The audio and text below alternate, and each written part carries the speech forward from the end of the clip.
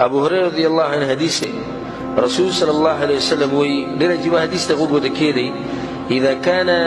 اول ليله من شهر رمضان كلت اولاني شبي اولاني ده رمضان ده مياشتي يعني سبا اولاني ورز ده اولاني سنه اولاني شبي صفدت الشياطين من شيطانان وترى شي بزنزيرونو كي ومرضت الجن او اتي كم بقي حدنا اوري او كم شران دي اغو وترى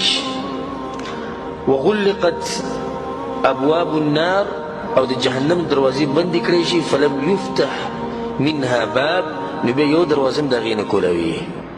وفتحت ابواب الجنه ودي الجنه دروازي تولي كولاو كريشي فلم يغلق منها باب نبي دا غين يو دروازم نبندي لو دومو وچته میاشت د حدیث او ترمذی او ابن ماجه وړه په نور کتابونو کې مشتي چې کله د رمضان د میاشت شروع شي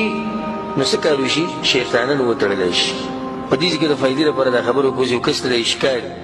چې تاسو دا وایي چې حدیث کې دي چې شیطان وتړل شي نو بیا خلک ګناونه کوي ولې اولنې جواب دی چې دې کې مراد دا نه چې ټول شیطان وتړل شي بلکې دلته مراد دی ومرضت الجن یعنی کوم چې مشران شیطانان دي هغه وتړل شي نو کشران سي دي اگر ځینې ګرځي یو جواب دی دویم جواب دی سبحان الله بعض خلک په دې ګناونو کې دومره عادت شي که شیطان نه وي نو بیا دی ګناه کوي شیطان ته به ضرورت شته ځکه چې نن سبا خو د شیطانان ډېر په ارام دي هېڅ ضرورت نشته دا موبایل ما سره په جیب کې پروت دی که نه په دې کې زه هر څه کتی شم شیطان ته ضرورت شته نشته نو شیطان ښه په ارام دی خپلو کشرانو ته به غلي کښېني او دوی به خپله کوي که نه نه دی اوس هغه 11 میاشتې ګناهونه کړي دي بیا په دې میاشت کې هم کوي نو بیا به موږ پسې راشي وي رسول صاحب خو چې شیطانان وتړلی شي زه خو بیا هم ګناهونه کوم نو تا وتړو شي او دې تړل پکار دي شیطانان خو وتړلی شي خو دې په دې ګناهونو کې دومره عادت شوی دی چې اوس هم ګناهونه کوي دا د عادت دی دویم جواب شو دریم جواب یې دا دی چې دا شیطانان خو وتړلی شي کوم شیطانان پیریان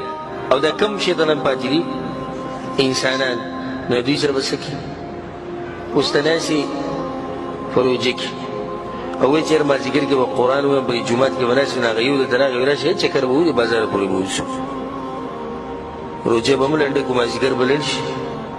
او بازار کې به وګرځو ریټونه به هم معلوم کړو ګپ شپ په خپل به لګوو ته داسې دغه سپینه ټوپۍ ده چې یو جومات کې پروت دی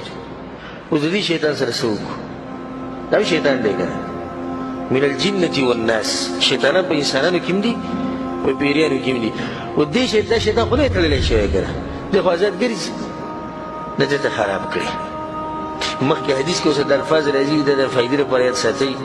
رسول الله صلی الله او دا اواز وایي کېږي په دې میاشت کې چې کله شروع شي یا باغي الخیر اقبل و یا باغي الشر اقصر